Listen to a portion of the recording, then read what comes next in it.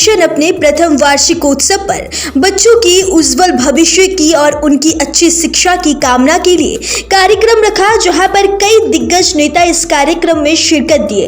तो वहीं बिहार के दिग्गज आईपीएस ऑफिसर विकास वैभव ने इस खास कार्यक्रम में शिरकत की और उन्होंने अपने जीवन की परिभाषा लोगों को बताई और छोटे छोटे बच्चे को आशीर्वाद देते हुए उनकी उज्जवल भविष्य की कामना की। साथ में आपको बताते चले कि विकास वैभव अपने आवाजों की गुर्राहट से लोगों को प्रेरित किया और हर किसी को अपने जीवन में हौसला और कठिन मेहनत करने की कामना की। इस कार्यक्रम के मुख्य संचालक रंजन सिंह और उनकी पत्नी, जो कि रश्मि नाम है उनका, और इस खास कार्यक्रम को आयोजन किया है और इस पंख फाउंडेशन ट्रस्ट को देखरेख करती है वह, और छोटे छोटे बच्चे की शिक्षा, अच्छी शिक्षा और उनके लिए कई सारे कार्य करते हैं। और उनका कहना है कि किसी तरह हम अपने कार्य करते रहेंगे और कैसे भी करते रहेंगे, इसी तरह करते आए हैं और आगे भी इनको जारी रखेंगे। और उन्होंने कहा कि वैसे बच्चे की शिक्षा देंगे जिन्हें जरूरत हो। यही सब छोटे छोटे बच्चे कल होकर कोई डॉक्टर, इंजीनियर तो कोई बड़े ऑफिसर बनेंगे। ऐसे ही हम सभी छोटे छोटे प्रयासों से इन सब बच्चों की भविष्य को उज्जवल कर सकेंगे। रब्जी लाइव न्यूज की खास रिपोर्ट। एक ऐसा आईपीएस अधिकारी जो रोहतास के तिरंगा फहरा दे, ऐसे देश के आजादी के वर्षों बाद तक जहां नक्सलियों का कब्जा हो, एक ऐसा आईपीएस अधिकारी जो आपको जीने की कला सिखाए, आपको बताए कि आप कौन थे। बिहार के ऐसे ऐसे महापुरुषों के बारे में लिखते हैं, इतिहास के बारे में बताते हैं, और आज जिस अभियान को लेकर निकले हैं, शायद ही बिहार को इस अभियान की जरूरत थी, और यही कारण है कि लाखों लोग इनसे जुड़े हैं, सक्रिय रूप से सभी क्षेत्रों में काम कर रहे हैं। जोरदार तालियों से स्वागत कीजिए आईपीएस श्री विकास वैभव सर का। माननीय विधायक लालगंज संजय सिंह जी, बिहार पुलिस एसोसिएशन के अध्यक्ष विजय सिंह जी, न्यूज भाग के संपादक कन्हैया बजारी जी, उपस्थित अजय कुशवाहा जी, अभिनंदन यादव जी, साधना सिंह जी, कृष्णा जी, उपस्थित सभी देवियों, सज्जनों और प्यारे बच्चों, जिस अभियान के बारे में अनूप जी तब से बता रहे हैं, अधिकांश लोग उससे परिचित भी हैं, लेकिन उसका संदेश क्या है? संदेश यही है कि समाज में जो लोग सक्षम हैं, जब उनका सहयोग करेंगे, जिनको उसकी आवश्यकता है, निश्चित समाज आगे बढ़ेगा। हम कहते रहे कि जातियों को नहीं मानते, हम आपस में इस प्रकार के भेदभाव नहीं करते, लेकिन यदि ऐसा कोई कृत्य नहीं करते जिससे समाज की दूरी कम हो, तो समतावादी समाज कभी बन नहीं पाएगा। जो भी समाज में सक्षम हो, थोड़ा सहयोग यदि करने लगे, उनका जो वंचित है, निश्चित समाज आगे बढ़ेगा। इसी संदेश के साथ नेक्स्ट इंस्पायर बिहार में जितने लोग जुड़े हैं, आप संख्या करीब 7,000 है, महिलाएं जुड़ी, उनके द्वारा गांव की पाठशालाएं चलाई जा रही हैं। 14 अलग अलग केंद्र पूरे बिहार में स्थापित। और जब पंख फाउंडेशन को हम लोगों ने सम्मानित किया था इस साल द्वितीय वार्षिकोत्सव पर, तब भी कारण यही था कि आपके द्वारा जो योगदान किया जा रहा है बिल्कुल वही है जिसकी परिकल्पना हम लोग करते हैं, कर रहे हैं, और इससे उस उद्देश्य की पूर्ति होती है। बच्चों के बीच में जो वंचित हैं, ज्ञान का प्रसार, उनके ऐसी महिलाओं के लिए कला कौशल का प्रशिक्षण, जिससे कुछ रोजगार उत्पन्न कर सके, इससे बड़ा कोई कार्य नहीं हो सकता। हम लोग बिहार से हैं, जब देखता हूँ बच्चों को समय से एक गरीब बालक में क्या क्षमता हो सकती है, महर्षि अष्टावक्र का स्मरण आता है। अष्टावक्र बहुत गरीब परिवार से थे, उनके पिता थे ऋषि कहोर। ऋषि कहोर को लगा कि शायद राजा जनक की सभा में जाएंगे, और यदि उन्होंने अपनी विद्वता को सिद्ध कर दिया तो हो सकता है कि राजा जनक कोई बड़े पद पर उन्हें आसीन कर दें, तो घर की व्यवस्था चलने लगेगी। इसी सोच को लेकर मिथिला की राजसभा पहुंचे थे, लेकिन उस समय मिथिला की राजसभा में एक बड़े ही घमंडी आचार्य बंदी सबसे बड़े विद्वान के रूप में स्थापित थे। उनका कहना था कि कोई भी व्यक्ति यदि मुझसे शास्त्रार्थ करेगा और यदि पराजित न कर सका तो उसे जल समाधि लेनी पड़ेगी, मतलब जल में जाना पड़ेगा। जल में जाना पड़ेगा मतलब मृत्यु निश्चित है। तो इस प्रकार से इनका ऐसा भय था, उन्हें कोई चुनौती न देता। बंदी जब पहुंचे तो बंदी को लगा कि मैं ज्ञान में अग्रणी हूँ, क्यों मैं आचार्य बंदी को चुनौती दूं, और तब उन्होंने चुनौती दी। कई दिवस तक शास्त्रार्थ चला, लेकिन आचार्य बंदी को पराजित न कर सके, जल समाधि लेनी पड़ी। उस समय अष्टावक्र बहुत छोटे थे, घर में गर्भिता ऐसे ही छाई हुई थी, पिता का साया भी चल बसा। दिखने में 8 अलग अलग शरीर वक्र थे, अलग अलग प्रकृतियां थी, जिसके कारण लोग हंसते थे, उपहास के पास। लेकिन वैसे उस बालक के मन में इस प्रकार की भावना जगी कि अपने पिता की मृत्यु का मैं बदला आचार्य से लूंगा। माध्यम क्या हो सकता है? माध्यम तो एक ही है, ज्ञान। अध्ययन करना शुरू कर दिया। अध्ययन करते करते जब एक समय हमें लगा कि अब उस लायक हो गए हैं कि जाकर आचार्य बंदी को चुनौती दें, तो मिथिला के राजसभा पहुंचते हैं और एक बालक को देखकर तो कहता हो कि आचार्य बंदी को मैं शास्त्रार्थ में चुनौती देना चाहता हूँ। सभी जितने भी सैनिक थे, जितने मंत्री थे, सभी लोग हंसने लगे। किसी को विश्वास नहीं हुआ कभी सा दिखने वाला ये बालक, जिसको देखकर भी हंसी आती हो, किस कैसे इस प्रकार की बात कर रहा है। लेकिन तब राजा जनक ने जब सुना, अवसर उन्होंने दिया, और जिसकी कल्पना किसी ने नहीं की थी वही हुआ। एक छोटे से बालक के ज्ञान के स्तर से उस समय के सबसे बड़े आचार्य पराजित हुए। और तब उस बालक के ज्ञान का स्तर देखिए, यदि चाहते तो आचार्य बंदी को भी जल समाधि के लिए बाध्य कर सकते थे, शर्त यही थी। लेकिन उन्होंने अपनी उदारता को दिखाते हुए क्षमा कर दिया। तो बताता है कि अष्टावक्र किस प्रकार के तत्व ज्ञानी थे, किसी प्रकार का अहंकार नहीं। लेकिन उन्हीं अष्टावक्र को जब लौटते हैं, जब उनकी ख्याति फैलती है, उनके घर के भी जितने बड़े लोग हैं चाहते हैं कि उनसे कुछ ज्ञान लें, और तब उनके जितने चाचा हैं, अलग संबंधी हैं, कहते हैं कि हमें भी ज्ञान दीजिए। अपने ज्ञान से सबसे बड़े विद्वान को पराजित किया है। और तब जो अष्टावक्र ज्ञान देने की मुद्रा में बैठते हैं और प्रारंभ करते हैं, कहते हैं वो पुत्रकार, हे पुत्रों। इसको सुनकर सभी व्याकुल हो जाते हैं कि कैसे, हम तो उम्र में सिर से बड़े हैं, हमें खुद कैसे कह रहा है। तो उन्हें लगता है कि अष्टावक्र बहुत अहंकारी हो गया है, मिथिला से जीत कर आया है, और सभी उसका बहिष्कार करना प्रारंभ कर देते हैं। तभी मुझे लगता है कि इतने बड़े विद्वान अपने परिजन जो बहिष्कार करते हैं, तब उनके द्वारा उस समय के जितने विद्वान थे उनसे इसकी चर्चा की जाती है, और सभी विद्वानों का एक ही उत्तर उस समय प्राप्त होता है कि कोई उम्र से बड़ा नहीं होता, ज्ञान से ही व्यक्ति बड़ा होता है।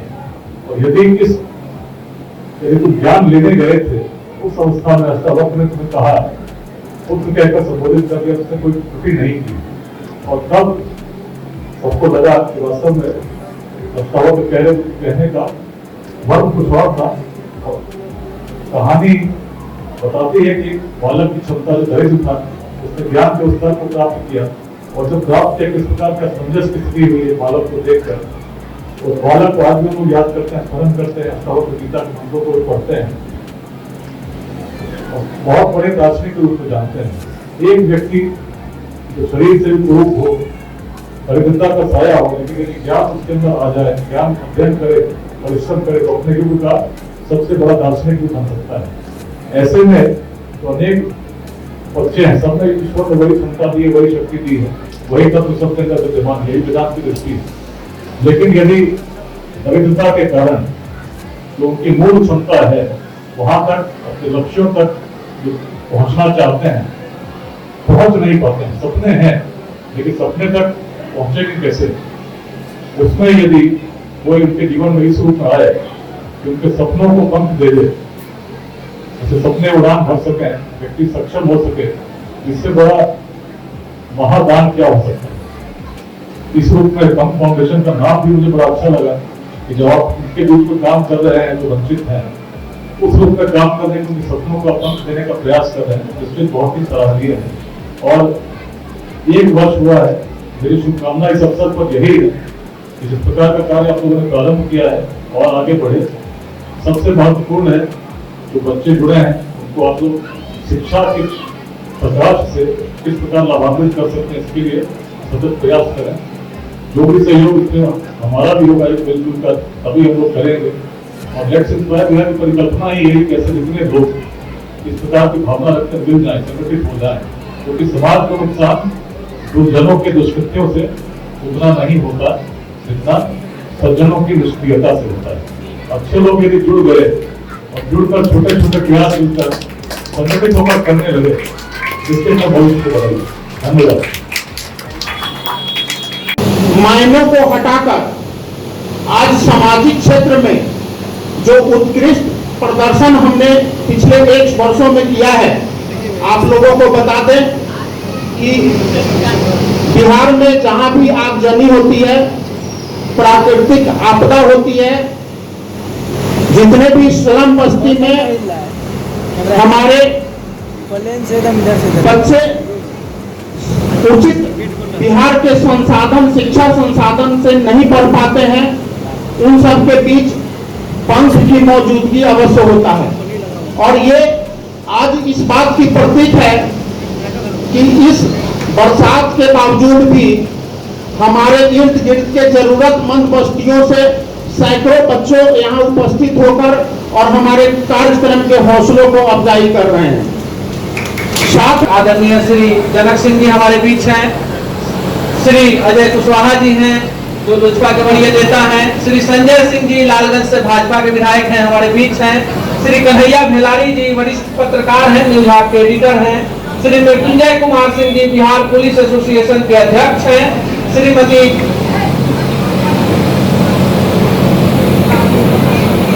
हम सबों की बड़ी बहन श्रीमती साधना सिंह जी हैं, मंत्री हैं और बिहार के लिए काफी बेहतर काम करती हैं, श्री वरुण कुमार सिंह जी हैं, भाजपा कला संस्कृति प्रकोष्ठ के अध्यक्ष हैं, हमारे बीच मनीष पांडे जी हैं, बिहार टॉप के एडिटर हैं, अभिमन्यु कुमार मनीष जी हैं, हमारे बीच अभिषेक जी हैं, और मढ़ौरा जो काफी बड़ी औद्योगिक नगरी हुआ करती थी, वहां के प्रतिनिधि के तौर पर समाज सेवी विनय कुमार सिंह जी हैं, लोजपा के कई वरीय नेता हैं, उन सब क्षमा चाहेंगे क्योंकि सबका नाम हमारे पास नहीं है, लेकिन जितने भी मंचासीन लोग हैं सभी वरिष्ठ हैं। तो अब कार्यक्रम की विधिवत शुरुआत करते हैं। हमारे बीच रजनीकांत पाठक जी हैं जो बेगूसराय से हैं, अभिनंदन यादव जी हमारे साथ हैं जो आइए मिलकर प्रेरित करे बिहार अभियान से हैं, दीपक सिंह जी हैं हमारे साथ जो इस कार्यक्रम के संयोजन में उनकी बड़ी भूमिका रही है। तो हम आग्रह करेंगे तमाम अपने आगत अतिथियों से कि हम कार्यक्रम की विधिवत शुरुआत करें दीप प्रज्वलन के साथ। जोरदार अध्यक्ष पंख फाउंडेशन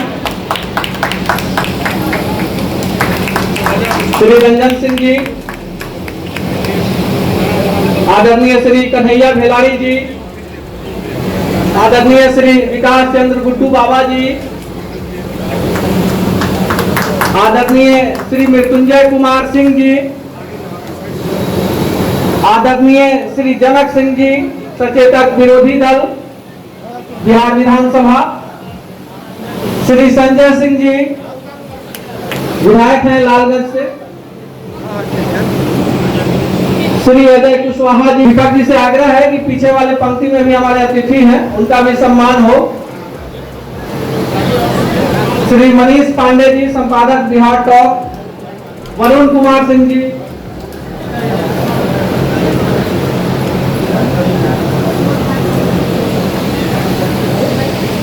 अभिषेक सिंह जी, अभिमन्यु कुमार मनीष जी, श्री विनय कुमार सिंह जी, श्री मनीष पांडे जी, श्री अभिनंदन यादव जी, श्री रजनीकांत पाठक जी। आग्रह है रजनीकांत पाठक जी, नहीं इधर आ जाइए, अतिथि सम्मान है आपका, आप वरिष्ठ हैं।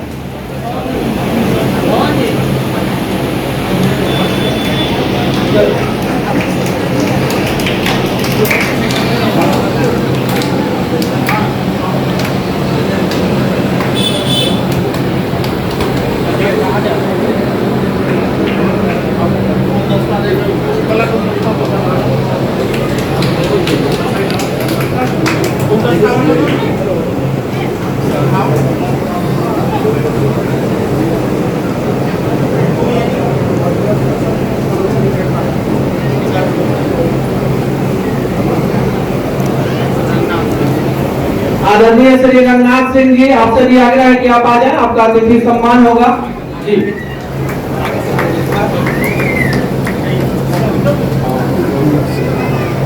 दीपक जी एक स्टॉल लेके आइए, दीपक जी।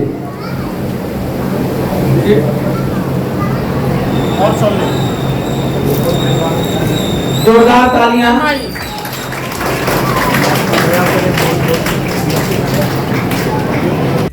आपके बीच बैठा है जिसके बारे में जो कुछ कहूं, ऐसा व्यक्ति जो आपकी लड़ाई लड़ता है पीएमसीएच में, जो आपकी लड़ाई लड़ता है न्यायालय में, और आपको जानकर आश्चर्य होगा कि बिहार सरकार अतिक्रमण मुक्त नहीं कराती है पटना को। वीआईपी लोगों का घर बिहार सरकार नहीं करवाती है। जो दाढ़ी वाले बाबा बैठे हुए हैं, इनके चलते पीएमसीएच में आज आपको फ्री में खाना, पावरोटी और दवाई मिलती है। जोरदार तालियां विकास चंद्र गुड्डू बाबा के लिए।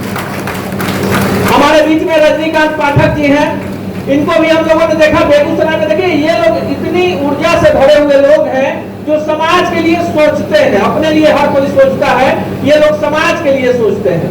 हमारे बीच विनय जी हैं मढ़ौरा से, चुनाव भी लड़ते हैं, लेकिन इसके इतर अभी थोड़ी देर पहले बातचीत हो रही थी, उन्होंने कहा कि मैं अपने पुत्र की स्मृति में चाहता हूं कि हर एक साल 5-10 बच्चों के पढ़ाई का खर्च उठाऊं। हमारे बीच मनीष पांडे जी हैं, आईटी सेक्टर के बड़े नाम है, विदेश तक में इन्होंने काफी बेहतर काम किया है। इन दिनों बिहार को लेकर एक बिहार टॉक चैनल की शुरुआत की है, लेकिन इनकी भी मंशा है, अक्सर बातें होती है कि एक एनजीओ बनाया जाए, एक ट्रस्ट बनाया जाए और जरूरतमंद लोगों की सहायता की जाए। हमारे बीच कई सारे ऐसे लोग हैं, जितने लोग बैठे हुए हैं हमारे बीच में, नहीं उनके बारे में हम बोले, बड़ी बहन है साधना सिंह जी, जितने भी लोग हैं हमारे बीच में अभिषेक सिंह जी हैं, वो भी काम